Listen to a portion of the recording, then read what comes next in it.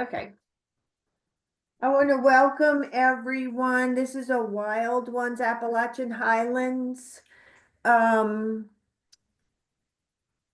presentation by Melanie Smith. She is a member of Wild One Appalachian Highlands. Actually, she's the vice president of the board. And she is also a master naturalist with Holston Rivers and is a Smith County Public School librarian at Chilhowie Elementary. And more importantly, she's the coordinator for the local chapter of FrogWatch USA, which she is going to tell us about in her presentation. And if anyone has questions, I see there's something now. Let's see. Oh, that's from Dick. We'll get started here. Melanie, you can go ahead, and anybody who has questions, if you put them in the chat, I'll try and watch for that. Okay. All right. Gail, are you seeing my screen okay? Yes. Okay, good. Well, I don't know why I said Gail. I meant Paula, but any of you. Okay. I was very excited to be asked to talk about this topic because it's close to my heart. But my disclaimer is I'm not an expert pond builder, but I do have experience in creating several wetlands and ponds specifically for wildlife. The very first one I ever did was way back when I was a youngster. In my early 20s, and I had just bought a house, and I hired a guy with a backhoe to come in and build a quote fish pond for me. Well, the house was in a place called Willow Springs, North Carolina.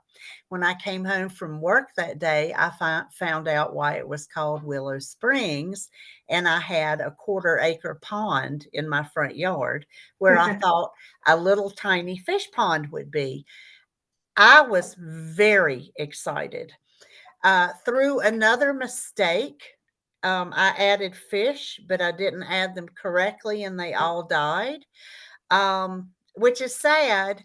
But right after the fish died, I started noticing frogs and more frogs and insects and snakes and salamanders. Deer would come down to drink. So it became an experiment in creating wildlife habitat. About the same time, I got interested in using native plants in landscaping. And, but then I left North Carolina, so I didn't have my pond anymore. Let me see. The next pond I built is the one that you see right in front of you. This one is directly out the window of my bedroom that I'm sitting in right now. It took 9 years to build, but only because I did it shovelful by shovelful. And as I dug it out, I piled the dirt up, and we actually built a terrace that is off to the right and above the pond that we like to sit and watch critters come and go. I don't recommend that you take 9 years to build a pond, but I did dig it by hand, and it was just one of those projects that I worked on when I had time off and on. Eventually, we added a liner, and it became a full uh, wildlife pond. And it's been there about, I think, 10 or 11 years at this point. The other wildlife habitats, and I have to say, my husband's online too, and I give him credit. He supports me in this and has also helped build some stuff too and provide materials. But the other pond habitats I've created we live on an old farm, and there are 2 large tractor tire troughs. We've let nature take those over. They're full of frogs and salamanders now. We are in the process, we've identified a wetland out in a meadow or an old pasture on our farm that we are going to either try ourselves or work with somebody that has bigger equipment to dig that out and create what's called a vernal pool. And then I've got a little, you know, those sand boxes that are shaped like turtles. We've got my son's old sandbox, and we're going to create a mini wetland with that. And then there's some other containers around that we have talked about and dreamed about creating little habitats here and there. So that's my experience with it. And that's what I bring to you today, and some observations and do's and don'ts. What we're going to cover, come on, next slide. There we go. Creating amphibian habitat. What constitutes actual habitat for amphibians and the do's and the don'ts for that. What animals you're going to attract. Why it's important to create habitat. We are all interested in native plants, and you can go beyond the native plantings to provide more food, shelter, and habitat and living space, and that includes water. And then I'm going to talk a little bit about a citizen science program that my husband and I are coordinators of, called FrogWatch USA. You'll hear more about that later. This is a picture of, does anybody know what this is? You know, it's a frog.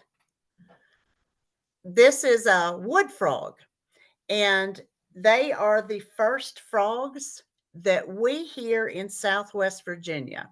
If you're down in Tennessee, I don't know if you'll hear wood frogs. Southwest Virginia is about, and maybe Northwest Tennessee and North Carolina is about the most southern habitat. They're a northern species of frogs. They come out very early in the year. We first heard them on February 8th this year. And this is a picture that Doug took of a wood frog in our pond. I love to make frog sounds, y'all. So I'm going to do the sound they make. If you have heard this year, then you have heard wood frogs. They are explosive breeders, which means they gather in water, and they like temporary water. Although my pond isn't temporary, they like it because there's no fish.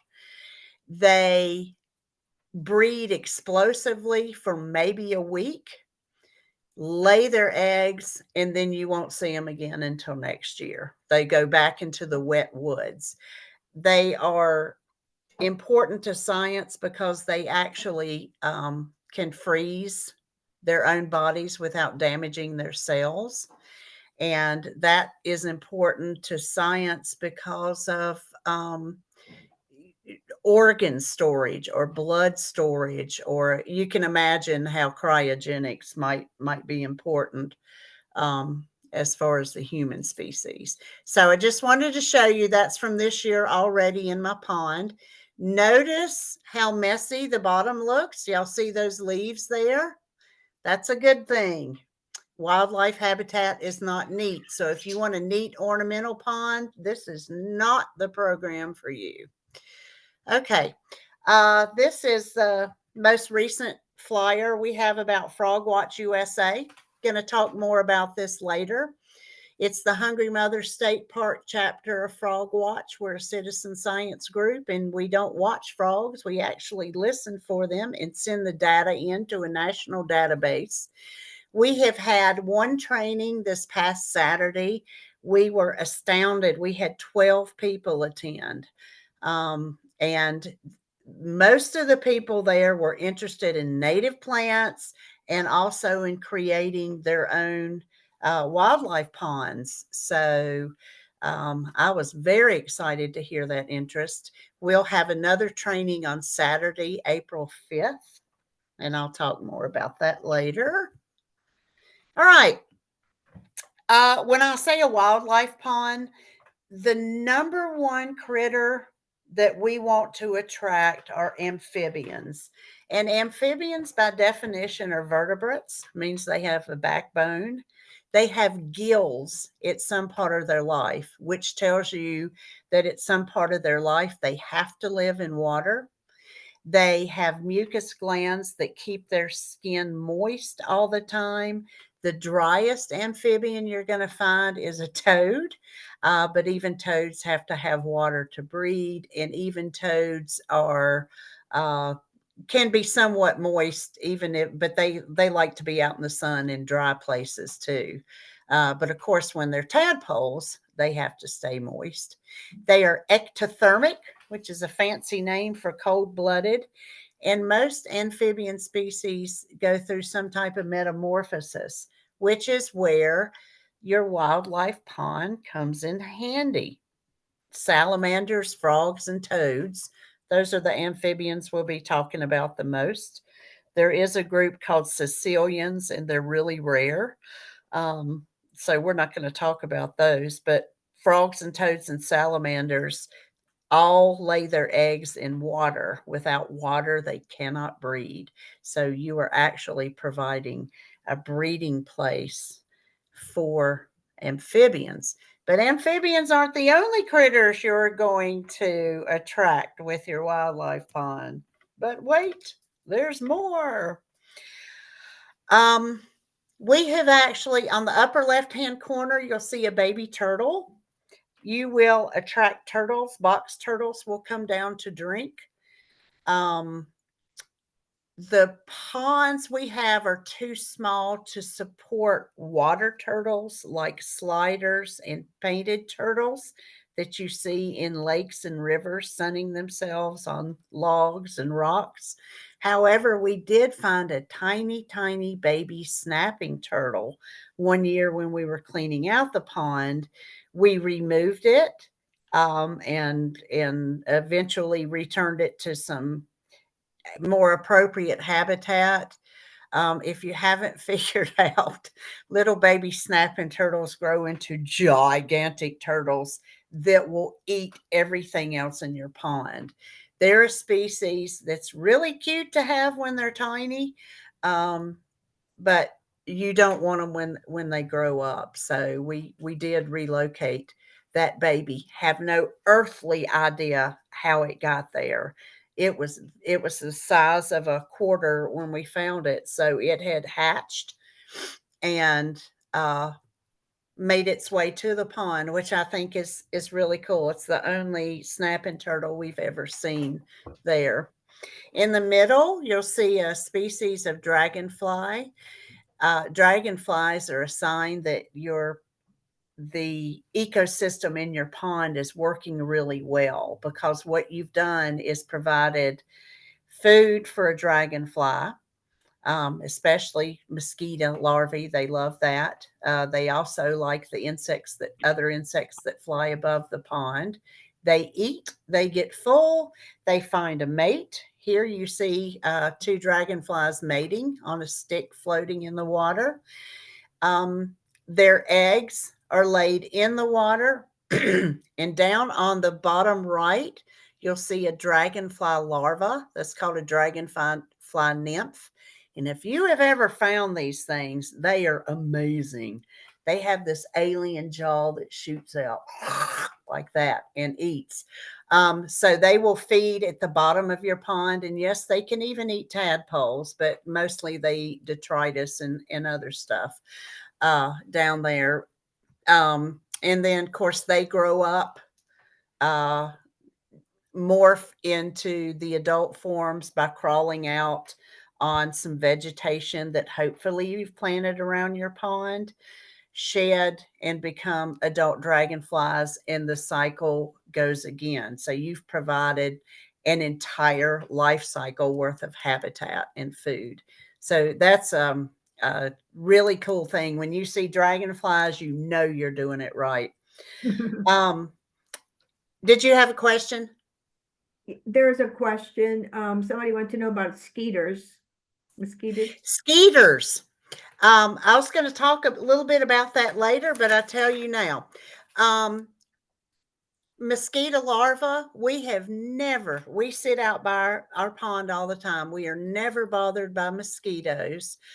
Gnats sometime, but mosquito larvae are the number one food of many tadpoles and other bugs that live in the, well, tadpoles aren't bugs, but other critters that live in the water. They're going to eat all the mosquito larvae, and you're not going to have a problem at all.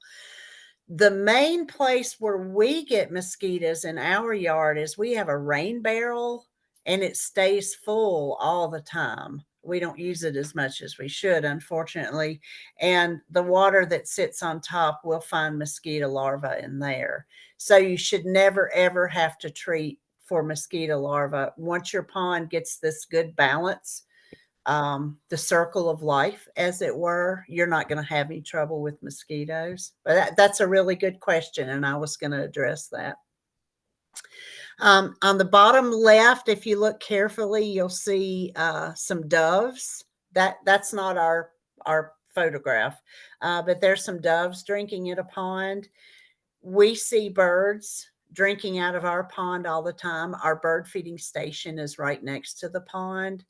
And I got tickled in the winter when it was covered with snow and ice. You could see the little bird tracks where they actually hopped across the pond. So that was fun to see. And then you'll also get the larger animals. Raccoons are one. They'll a lot of times come to your pond to drink or to dip their food, whatever it is that raccoons do with the food that they've eaten, they will come down. We have seen once we had a great blue heron, and that this pond that I showed you is very small.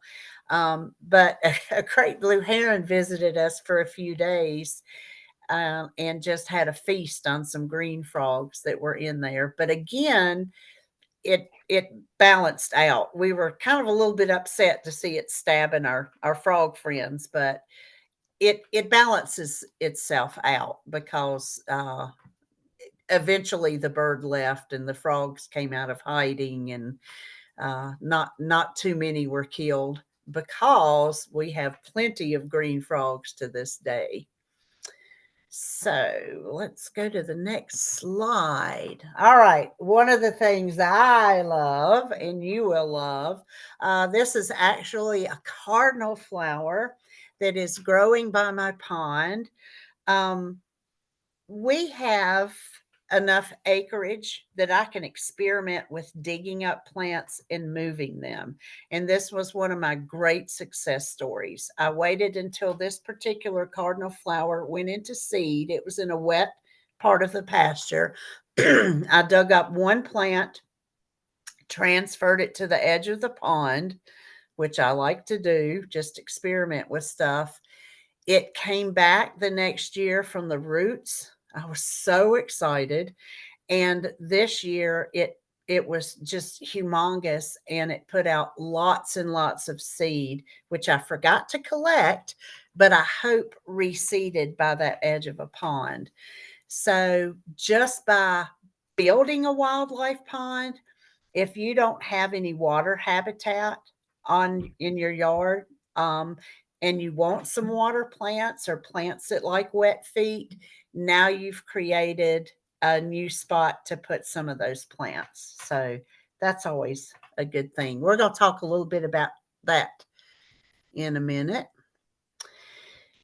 The importance of supporting especially amphibian populations, and of course you're also supporting insects and birds. It all ties in together. Amphibian populations all over the world are in decline. Latest count, 51% of all salamanders and frogs were considered endangered or threatened or nearing extinction. Habitat loss is accelerating with climate change. We saw last year, all of us, I think, lived through one of the worst droughts, one of the driest summers we've had. And climate and habitat scientists are predicting that up to 1/3 of wet habitats will be lost within 75 years. That is a lot of habitat. So if you are creating, it's not natural, but your habitat that you create, your pond will become natural just because, the earth didn't create it, but you did. It is still very, very important habitat and critical. We're having more droughts off and on. And then this year, after the drought, we got all this rain. I don't think it affected our pond, but we've got a couple of creeks on our property, and we had a huge washout and lost a culvert. And when we were going to look at the damage, there were literally thousands of salamanders that got washed out of the creek. And that was unavoidable. And yes, we tried our best to pick up as many as we could and put them back in the water, but it's almost impossible. And a lot of them were very stressed by then. So climate change is affecting habitat not only by drying it out, but by also creating water that's too deep or too fast for amphibians and insect larvae to live in. In addition to losing habitat, we are losing some of the timing. Vernal pools are temporary bodies of water. They're very common here in the Appalachian Mountains. They develop during the winter with rain and snow melt. They continue on through the spring. When it gets hot and warm in the summer, the vernal pools dry up, and in the fall, they're still dry. But the pools are there just in time for amphibian populations to come in, lay eggs, the eggs to hatch into tadpoles, tadpoles to grow into froglets, and or adult salamanders, and to leave before the water dries up. With climate change, we're drying up sooner, or we're flushing out water sources that don't need to be that deep. So a pond that you build that you're actually basically controlling the water levels is a good thing.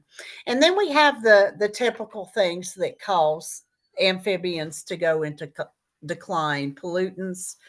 You've got invasive and non-native species of plants and amphibians. We've got reduction of the ozone layer, parasites and disease, and then even in some places, overcollection for the pet trade. So let me say a little bit about invasive species. We have a native species of frog that you don't want in your native habitat. We've already talked about not wanting the snapping turtle. Bullfrogs, God bless them. They're the same. They will eat everything, including each other species of frogs, other species. The tadpoles, salamanders. If you find a bullfrog, relocate it. My husband says relocate it to your frying pan. I myself do not like frog legs. So, all right, here we get to the nitty gritty. If you build it, they will come. Guaranteed. Guaranteed. Melanie, Yes. there's a question. Yes. wanted to know, is it possible to create this type of habitat in an urban area? Oh, absolutely. Absolutely. Any water source, even if it's an urban area, will attract birds, insects, and amphibians. I know that we stayed at a condo at a beach one time that was pretty urban, and there were toads all over the place outside the condo at night because the light stayed on all the time and attracted bugs. And the toads came out to eat the bugs. And then we saw what I love, a hognose snake. A hognose snake loves to eat toads. And so there was this beautiful hog-nosed snake there. And this was all happening with tourists coming and going and driving around and everything else. So, yes, habitat is great in an urban area, maybe even more important. These are the things you need to know. These are the absolute rules. For a wildlife pond, you do not want fish. Fish will eat all of the baby amphibians. If you want a fish pond, that's fine, but don't expect there to be frogs and dragonflies and that kind of thing there. It just won't support both. You can, and these are just examples. I like these examples because they're really natural and kind of messy looking, which is my preference. Your pond can be much more cleaner and neater if you prefer. But the pond can be, or wetland, wet area, whatever you want to call it, can be large, small, or somewhere in between. Down at the bottom, you see an old, I don't know if it's a cistern or what, but they have let the vegetation grow up around it, and it's created a nice little habitat there. You want to leave the edges very natural, and you want to have a lot of vegetation. The pond needs to be basically shallow. You want to try to get it at least 3 feet so it doesn't freeze all the way to the bottom, because a lot of animals will brumate or estivate or hibernate, whatever you want to call it, during the winter down in the mud or the silt or whatever's in the bottom of your pond. So you want it deep enough that it doesn't freeze all the way to the bottom. I think the pond you saw in the first slide is not quite 3 feet deep. I would say it's not quite that. You want to have shallow edges. For the more different depths you have in the pond, the more different species you're going to have. You don't want to aerate the pond. Things will happen naturally as far as that. So you don't need to aerate or put a bubbler in or anything. That's usually for fish. There's a lot of different techniques, containers, and styles you can use. I mean, you just be creative as you want to be.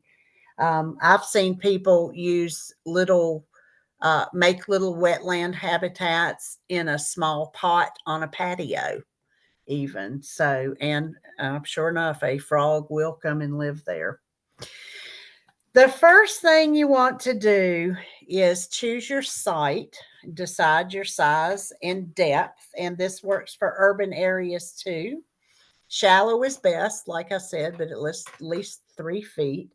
You want to think ahead about what tools you need and who you're going to get to help you with this. I think with the kind of temporary wet meadow we want to create, we're probably going to have to hire somebody with a pretty big piece of equipment to do that. So we're thinking ahead about that.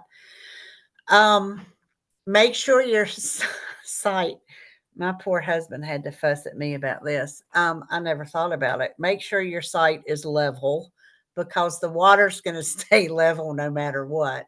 So make sure your site is level if you want your pond to look decent. Mark it with rope or a hose. just to get the basic outline. My pond turned out to be shaped like a heart. And some people have asked me if that was on purpose. I don't know, not really. I'm not sure how it has, just the way I dug.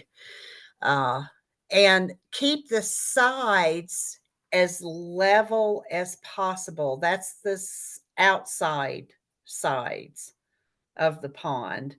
The sloping sides are from the sides of the pond down into the water. You want those to slope to provide varying depths for that. Also, you want to place your pond mostly in the sun because the animals you're trying, the insects and amphibians you're trying to attract, they like sun. You need to decide whether you want it permanent or vernal. If your pool is going to be vernal, you're going to want it pretty shallow, and you don't want to put a liner in it because you want the water to disappear.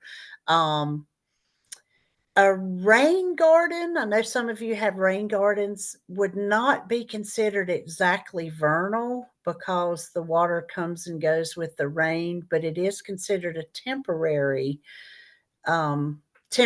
habitat, which can be good, but maybe not for breeding purposes. Melanie, there's a Okay. question about liners. Are you going to address that later, maybe? Yes, that's my next one.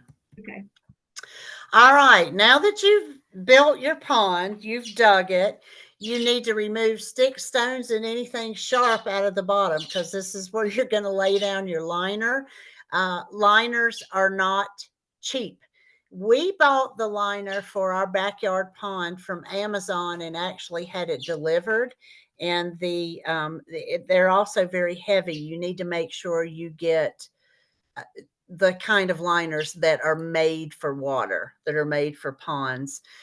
It wasn't horribly expensive, but it wasn't cheap either. I mean, this is an investment in your habitat or gardening or whatever you want to call it. The delivery guy had a few choice words to say about how heavy it was, so that's another thing to consider. Um, Before you put your liner in, you want to soften the bottom with sand, old carpet, newspapers, cardboard, whatever you want to put down there. If you put sand, the recommendation is up to 2 inches of sand. I think we used a combination of some old, not carpet, but some old rugs, some throw rugs we had, and newspapers and cardboard. It's been so long, I frankly don't remember everything. If I'd known I was going to do this program 10 years down the road, I would have taken pictures, but we really don't have any. I did not create a trench around the edge for the liner to fold down into on the outsides of the pond, but I wish I had because it's going to hold your rocks, it's going to hold your dirt, and it's going to create an easier place to put your plants in. Then you're going to lay down your liner, and I don't recommend doing that on a very hot sunny day because the longer your liner or any type of plastic that you purchase to create a pond, the longer it's in the sun, the faster it's going to break down. A couple of hours will be okay, but you don't want it to even lay there a whole day. You want it to start filling in as soon as possible.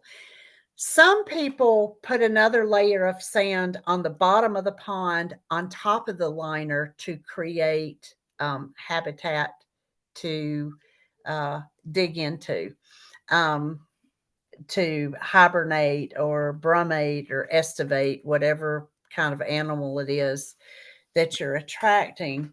We did not do that. We found that there was enough leaf litter, um, me grubbing around it, knocking dirt down into it. We found that a lot of debris got into the pond very naturally, very quickly.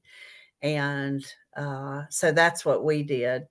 But, that's optional. That's up to you. Add rocks to the edge of your pond. All right, Gail, this is what you want to know. We brought in rocks from other places on our farm. They already had some moss, some of them did, and probably some type of seeds, some type of dirt. So I actually brought in some plants that grew around the rocks by accident. If you're putting brand new rocks that you buy from a landscaper or whatnot, you won't have that advantage. But you will want to put your dirt in immediately around the rocks. The quicker you provide soil, the more quickly plants will start to grow, or you can add your own plants. I also brought in, I'm real good for being at a kayaking somewhere and saying, oh, that's a cool plant that's growing on a rock somewhere, and snatching it up and putting it in the kayak, and then taking it home and slapping it against the rock on the edge of the pond to see if it will grow. And some things actually do. So I do a lot of experimentation. However, through Wild Ones, I have learned that I need to absolutely identify those plants as native before I start doing that, before I continue doing that. And that's what I'm going to do from here on.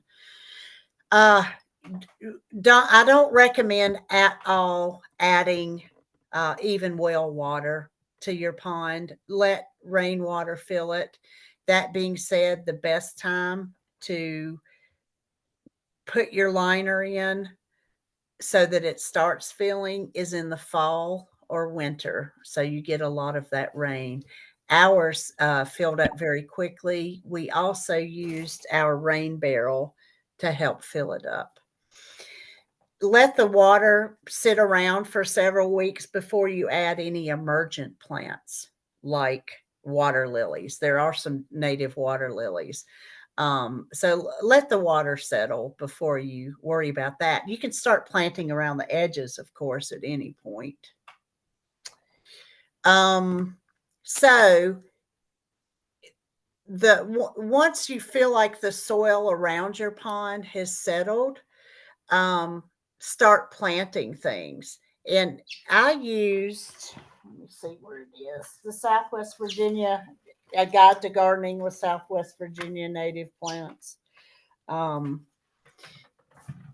there's the link to it right there. I know many of you are familiar with this.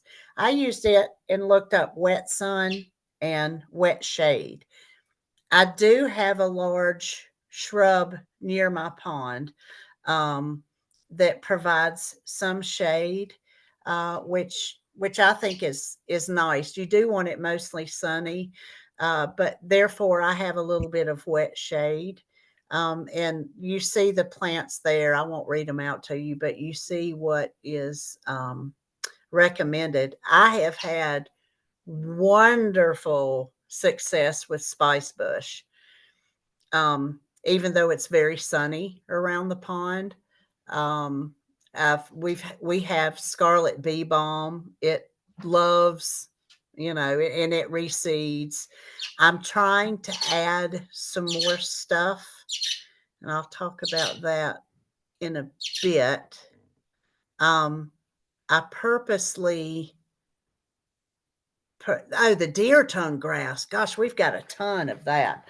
That just grows everywhere on the farm. I have dug up cinnamon fern and sensitive fern and transplanted it near the pond, and it's doing well.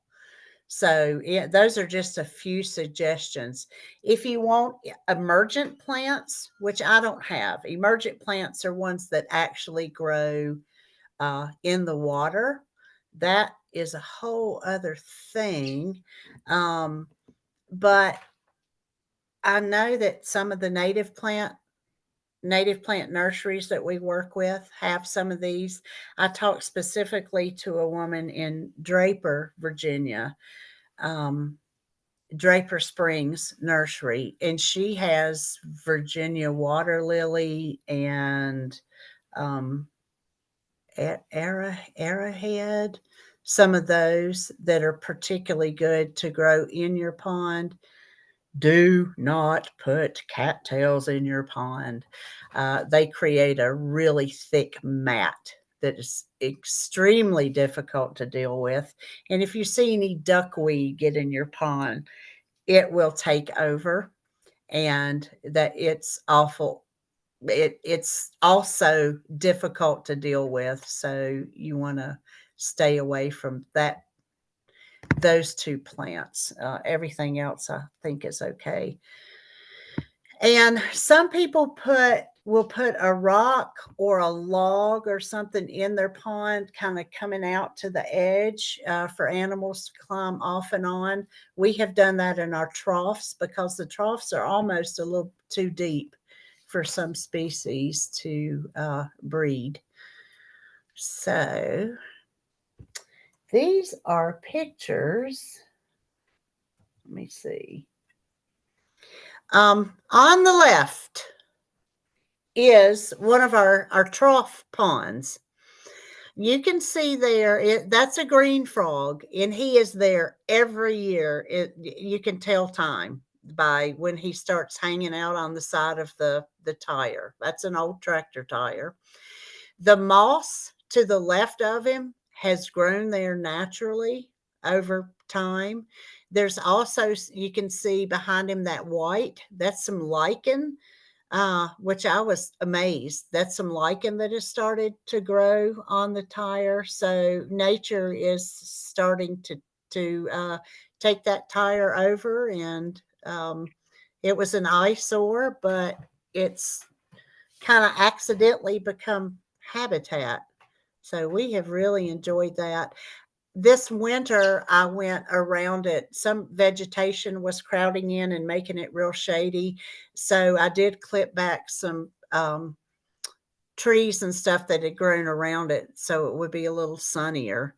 In the middle is our pond right before the drought this summer. The brown stuff floating on it is algae, which started, it was the first time in 10 years we'd ever have trouble with algae. And I read up, and we probably had too much composting material in it, leaves down at the bottom. So we just got a regular dirt rake and scraped it gently along the bottom. As far as we know, the liner is still holding up. It's not leaking, but we were gentle. And we took out gobs of leaves, put them in a wheelbarrow, actually dug through, and if anything was wiggling and alive, we threw it back in the pond. So we saved some gigantic green frog tadpoles, some salamanders. We found, it's also a great way to explore what's in your pond. We found dragonfly larvae. That's how we found the little snapping turtle several years ago. The only maintenance this pond requires is raking out I'd say every 3 years, maybe, on this. It's once you build it, it's going to maintain itself. The habitat on the right is actually like a drainage ditch, and that's the little snapping turtle that we found and released. So there he is. Bye bye. Hello world. Never, sadly, don't know if he made it or not, but all right. This is our pond this winter before the birds got to make their little tracks on it. You can see it freezes completely over. Doesn't affect the wildlife at all. It's just a part of nature. Anything that it can't eat or breathe or be out in winter is going to be hibernating down at the bottom of the pond or out in the woods somewhere or in leaf litter somewhere. This is the terrace that we built over the pond. It's a dirt terrace. Um, you see the lounge there, center. That's actually our dog's lounge. We're not allowed to sit there. But straight behind it, between the lounge and the table, is the pond itself. It's got so much vegetation around it now that even you can't even tell there's a pond there, but there is. I promise you, it's there. That's how close it is to the house. There it is again from a different angle. I'm sitting at the windows on the left. That's where I am right now. That's how close this pond is to the house. Now, native plant people, you will see a lot of non-native things here. That's because when I moved to Virginia, I couldn't find native plant nurseries. I didn't know Wild Ones existed. So I went the route of getting anything cheap that I could dig up from somebody else's yard with permission and sticking around the pond. So there you have some daylilies. You've got some hosta. This must have been early enough in June that the deer, they wipe those hosta out. Believe you me, they're not there later in the summer. But if you see some of the stuff that's hanging over the pond, like on the right, um, that's some native, what are they? Reeds around. Oh, I can't remember the name of it, but it's some kind of native sedge or reed that grows in wet places, and that does really, really well. That's actually pretty the way it arches over. Um, the cardinal flower is, of course, it's too early in the season for it to be blooming, but it's over to the right of the picture. I've got some, I can't remember exactly what plant that is, but I know it's native that's growing around the cement post there. That's part of an old bird, not bird feeder, a bird bath that we used to have. Um, this is before I've weeded and cleaned out stuff. I go through and weed around the pond, and what I am doing slowly but surely, this is one of the areas of focus in my yard, is taking out these non-native plants and replacing them with native. I'm really, really excited about getting some mints, some mountain mints, because mints love water. I've got some non-native chocolate mint that is prolific and loves to grow down in the water, which is beautiful, but it's not native, so I'm going to have to get rid of it. But I think mountain mint would be a great thing to plant because I know it likes wet, and it is a uh, great pollinator plant to have, and I'd have a lot of color later in the year because it blooms later. The large bush to the left is, we talked about this when I was kind of practicing, and Paula made me feel good, or yeah, about this. It's a mock orange, and my mom bought it for my husband and I when we got married, 10,000 years ago. And she got it because she always loved mock orange, and I always loved mock orange because it was my grandmother's favorite plant, and she would bring it in when it was blooming. It smelled so pretty.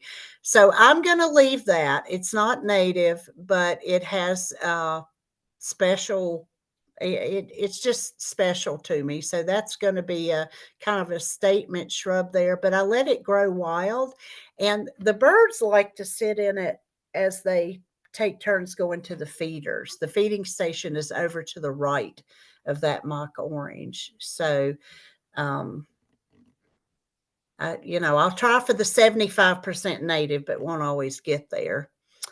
That's a close up of the pond. I've got some native ferns I've moved in. you can see a stilba. I need to replace that. It's beautiful, but not native. There's some other stuff there. But you can also see I let as many quote weeds grow around as I can and see what they do. And if they look good, I leave them. If they're native, that's one of the things I'm doing. I do a whole lot of experimentation. I like to call it that. Some people call it lazy gardening. Okay, here's some water and pond plants you may want to consider if you want actual emergent plants. That arrowhead plant, that's pretty cool. Pickerel weed, Virginia water lily. The pickerel weed is the purple down at the bottom. I think you'd have to have a pretty big pond to add those. And that's actually a green frog on some water lilies. I do not have water lilies, pickerel weed or arrowhead in my pond. Maybe one day. Here are some different ideas. Over to the very top right corner, that is there's a lot of non-native stuff there, but you can find native stuff to take its place. I like this one because it's very natural looking, but it's also would go in an urban yard and your neighbors wouldn't complain. It's very neat and landscaped. And it's this is a pond, but it's maintained very well. It's got a pretty decorative thing around there. The one in the middle is an old bathtub. Love, love, love that. You know what size a bathtub is, and they've already got some cool plants in there. The one on the left is very, very small, just a small hole. I don't know if it was there naturally, but you can see some ferns and some native grasses. It looks like it's probably pretty southern because there's a lot of pine straw around it. And I think of pine trees as being southern warm plants.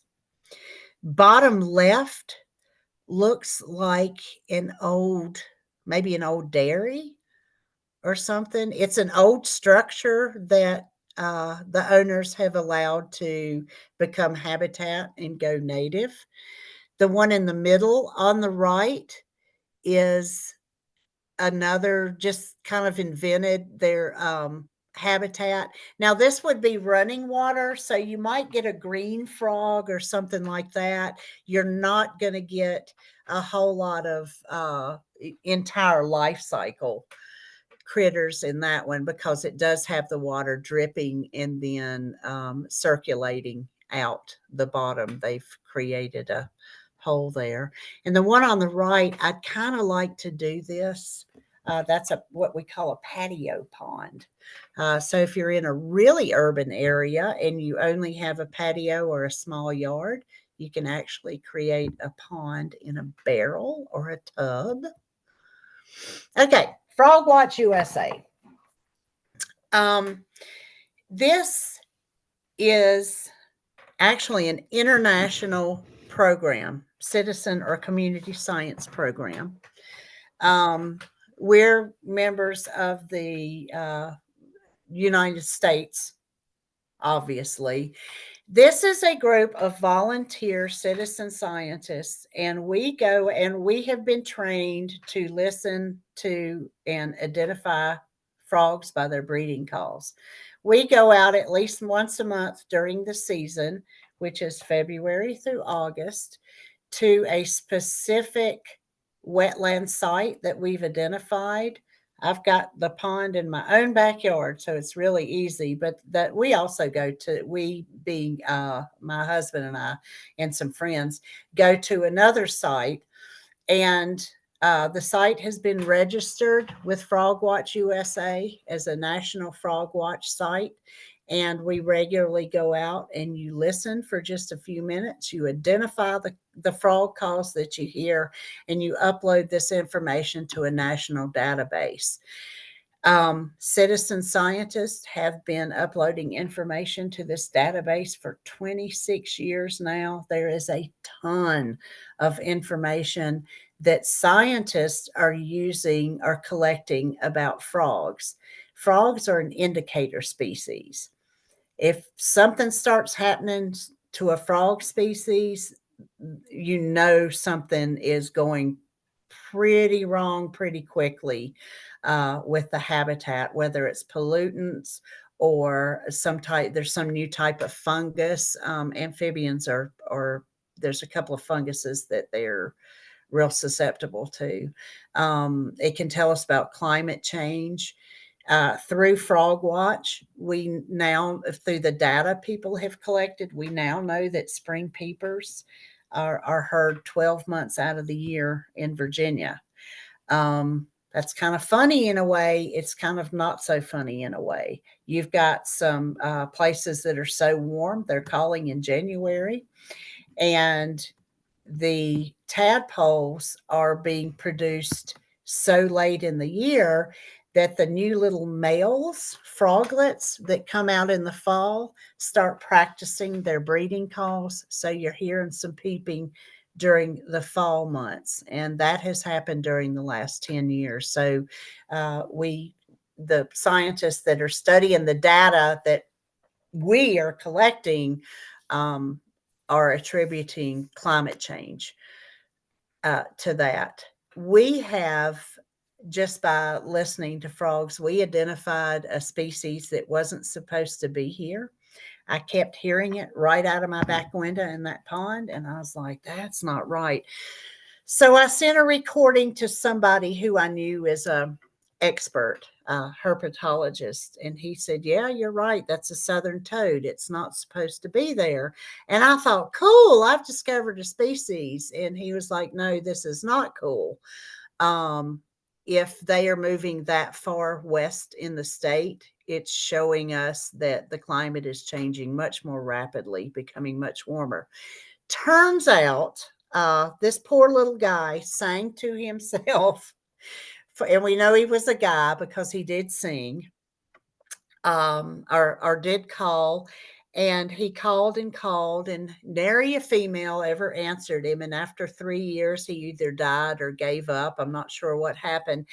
And our guess is that he came in. I had just mulched with store like Lowe's bulk mulch.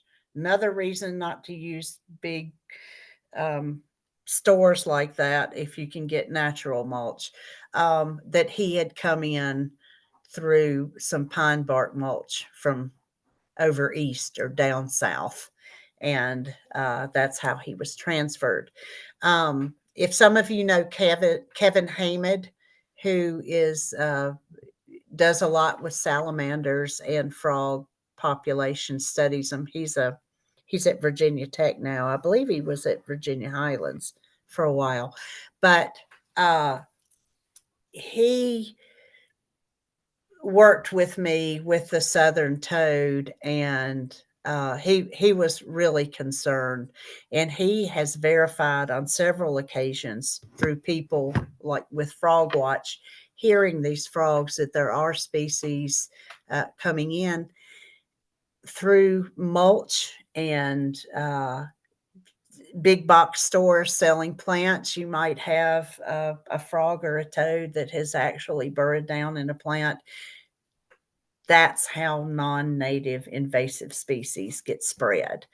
So that if you participate in FrogWatch, not only are you identifying the frogs that are supposed to be here, but you're also alerting scientists to changes that might happen. It's a lot of fun. If you want to come to the training on April 5th, I get Gail, I guess we'll send this out to the membership later, but there's an email address. You email that address. It's free. It's from 9 to 1. And we teach you the frog calls. We teach you how to monitor. We practice. All the materials are free. You get a really cool patch. if you sign up to become a FrogWatch volunteer, and some other cute little bling stuff, and a really nice frog and toad identification book that was donated by the Department of Wildlife Resources in Virginia. Um, so even if you don't want to join FrogWatch, it's a good way to learn more about the frogs. We do the frogs in Southwest Virginia. If you are down further south in Tennessee, you might hear a few more species than we actually hear up here. The higher the elevation, the less species you hear. So that is a really cool program. We actually started this chapter last year, so we're just getting started with it. Yes, sir. I know. Just I'm being told my timekeeper husband. All right, so here are some websites you might be interested in. Of course, our website, WOAH, Wild Ones Appalachian Highlands. If you're not a member, I've been a member for a little over a year, and I love it. And I love the people I've met, and I've learned so much about native plants. And it's been a real like life changer for me, and as far as incentive. Um, on our web page, you can click on the native species list for our region that one of our not subcommittees, one of our committees has created a list of plants that grow, especially meadow plants, but also others that grow well in our region that are tried and true, that our wild one gardeners know that will grow. The second website, Pat Sutton Wildlife Garden, she is on YouTube. She does some great stuff. She has a wonderful video called Pat Sutton No Fuss Wildlife Pond. If you want to see actual pictures, she has built several wildlife ponds and has helped some people do them. So she's really, really good source. There's a company called Virginia Vernal Pools. That guy has done a couple of workshops that I've watched online, and he, if you can afford it, will actually come out and build a wildlife pond for you. And he uses only native plants. I I have to do it myself, but it's a great resource. And the last email is mine. If you have questions, I'll be glad to answer them. I mess with the pond and deal with the pond and observe the pond and everything all the time. And I feel like that experience, it doesn't make me an expert, but I I can help you out with some things if you would like to contact me.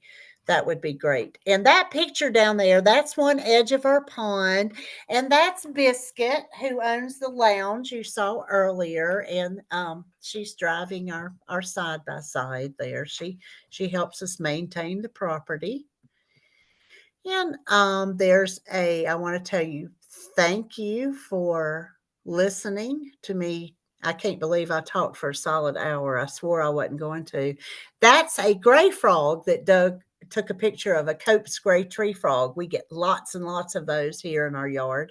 They're a summer calling species, and they will call May through July or August, actually. And they're actually really, really cute. And you can actually see some of these hopping around here and there. They're one of the more visible species. Okay, done. Melanie, we have questions and comments. Okay. One was, could the slides be shared along with the recording? I know we're going to post the recording on YouTube. I would love to share my slides. We'll figure that out. Okay, Becca, we'll figure that out. But the YouTube recording will be posted on the Wild Ones Appalachian Highland website in the future. And the slides would be there as well.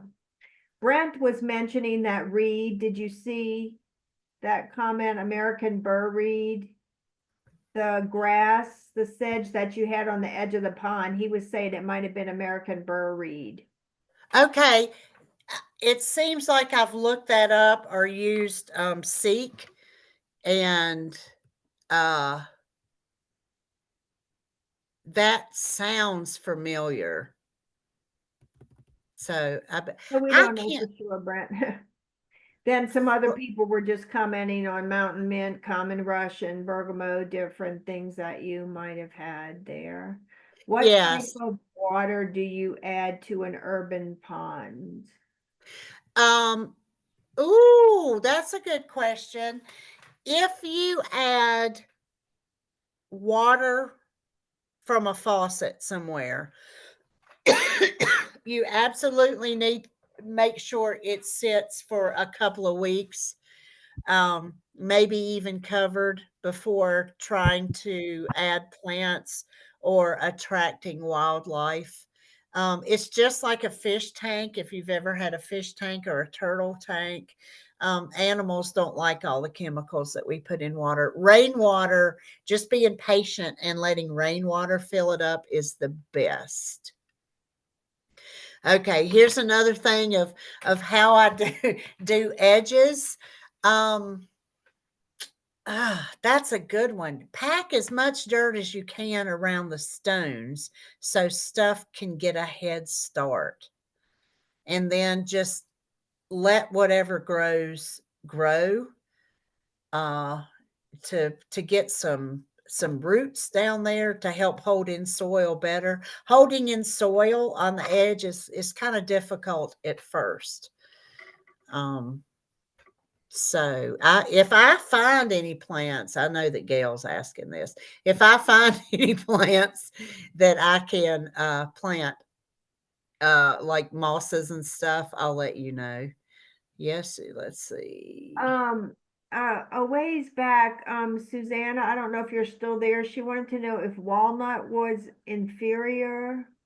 I don't know what that means exactly. Black walnut is notorious for putting toxins down around the soil. Right? I don't have experience with one, but based on what I've heard other people say trying to gardening with them, I would say don't put your pond near a black walnut tree. True, true. Plus, the walnuts would fall in the pond and get real goopy too. That'd be a mess. Okay, let's So see. you have somebody clap their hands for you, and someone said it was so informative. Thank you, and got Oh, a great. so much.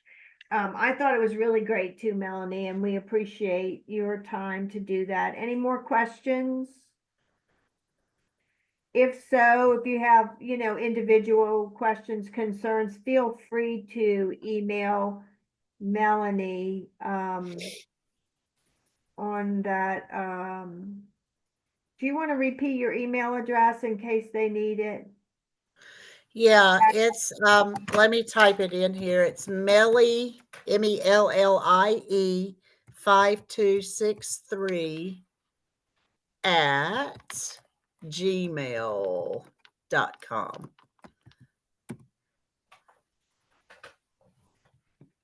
Oops, there we go. Okay, perfect. All right, well, thank you, everyone. We are so glad you joined us. And we'll be offering some more programs later in the year. Please go to our Wild Ones Appalachian Highland website. You don't have to be a member to join take part in some of our programs. Some of them are members only, but the events are all posted on the website if you're interested in anything else with the Wild Ones. And we thank you. Bye, everyone.